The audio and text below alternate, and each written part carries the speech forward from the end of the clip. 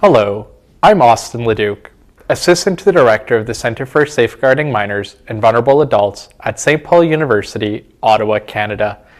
I'm pleased to introduce today's speaker, Professor Dr. Prof Maisha.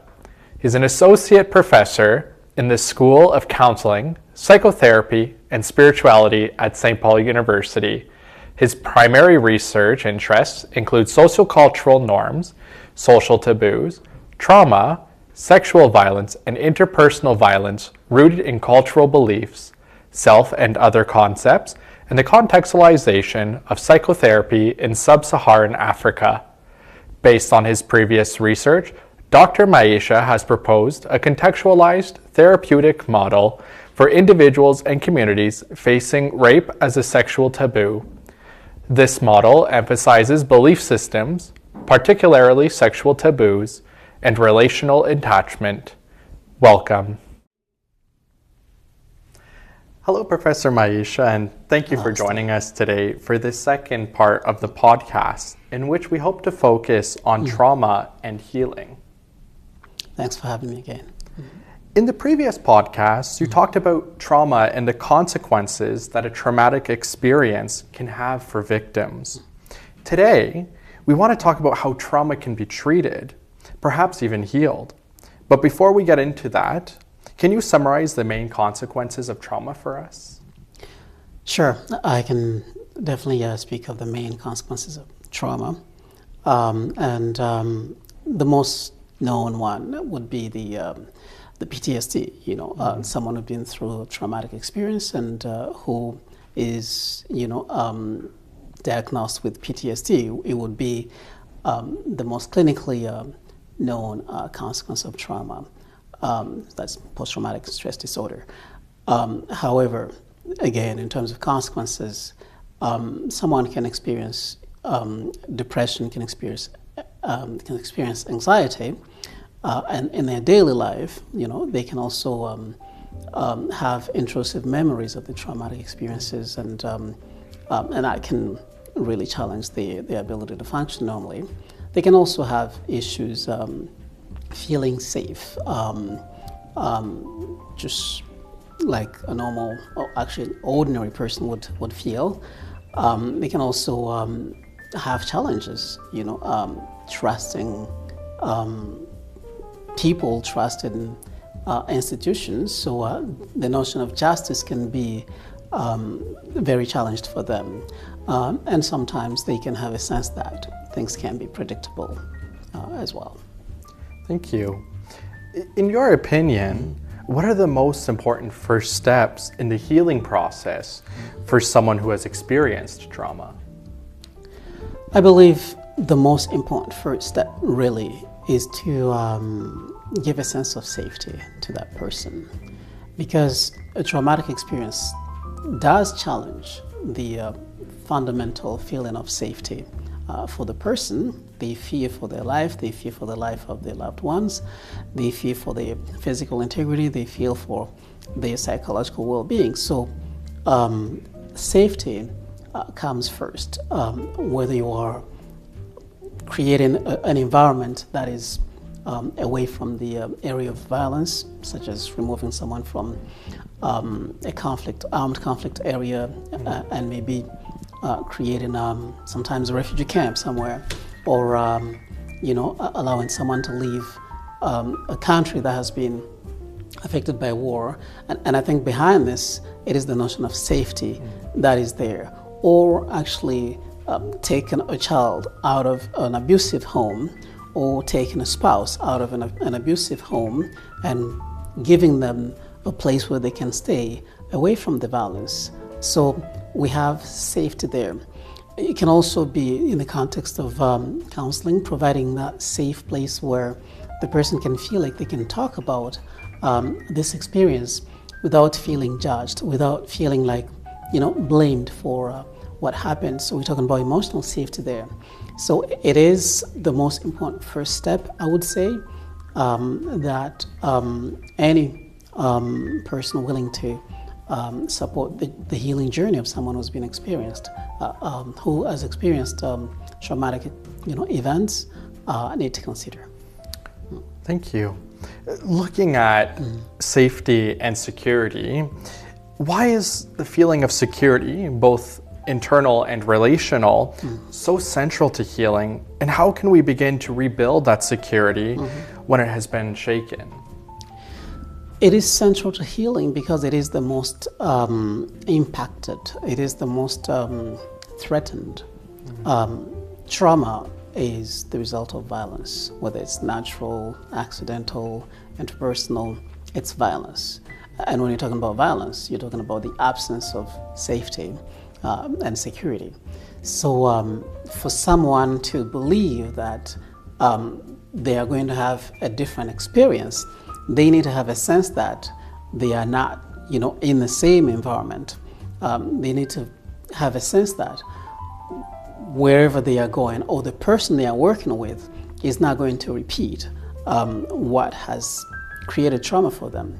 So, and again, when you are doing trauma work and the person stays in a place of violence, what it does is it doesn't give a chance to create new experiences that will make the person believe that actually safety does exist, that the world is safe, that people can be trusted. So, and for someone to heal from trauma, which is, again, in most cases, an interpersonal experience, they need to feel like they can trust again. They need to feel like, they can dream again of a just, a world where there's justice, a relationship where there's justice. They can also dream of a place where they can predict that, how things will go for them, and not necessarily be very hyperactivated in a very defensive mode. So they cannot relax. Safety does create that, notion of, being able to lower your guards and start to relax and be stable. And with that stability comes the ability to do any kind of healing work. Because if you are very activated, all you are thinking about is your kind of basic survival needs, you're not really doing deep work on yourself. With safety comes that stability, and with that stability comes now the felt permission to do more, to reach out and to engage with the sources that would be helpful to the healing journey. Yeah. So, as you've mentioned as well, that trauma often affects the body, emotions, relationships, and even spirituality. What practices or approaches do you find most effective in helping people reconnect with themselves and move toward healing? And that's a really the good question, especially when it comes to supporting the person through their healing journey. It's important to know what works and what doesn't, especially what works in what context as well, and what works for what person. So in terms of approaches, we do have literature out there that does indicate that there are specialized trauma processing approaches, and maybe we can mention the trauma-focused CBT, which will focus on kind of distorted thoughts, and that needs to be worked on, reprogrammed or corrected so that the person can be able to make realistic sense of things around them. So we can also mention other approaches such as the IFS, the Internal Family System Model, which is also out there in terms of among the special trauma processing approaches. But beyond those traditional models that are out there, I always want to say that any model that touches on the personalized needs, context-based needs of the person would create more healing space, more healing opportunity to the person. So we need to create or design that model in collaboration with the person that has experienced that, so that we can really know, okay, how did the trauma impact you, and how can we work, what kind of model can we apply, what kind of interventions can we apply in your context to make sure that healing is within reach. And as a systemic therapist myself, I do strongly believe that approaches that value interpersonal connection are very effective in working with trauma.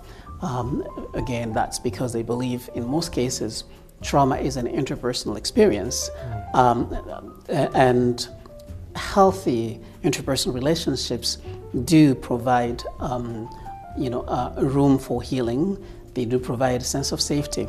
They do provide an opportunity to rebuild trust. They do provide an opportunity to engage safely, to believe in yourself again, and to believe in the other, and to feel like, okay, not only can I count on myself, but I can also count on the people around me, unlike what I was experiencing when I went through trauma. So relationship-based approaches would be ones that I also recommend, and I really find value in. Yeah. Thank you greatly for the insights, looking at what trauma is, the different ways that trauma can be present in someone's life, and as well, especially looking at how healing can develop and how one can work towards healing, especially in light of trauma. So I'd like to thank you for joining us for the second podcast episode. It is greatly appreciated that you spent this time discussing with us today. Thank you again for the invitation and the opportunity to share. Thank you. Yes.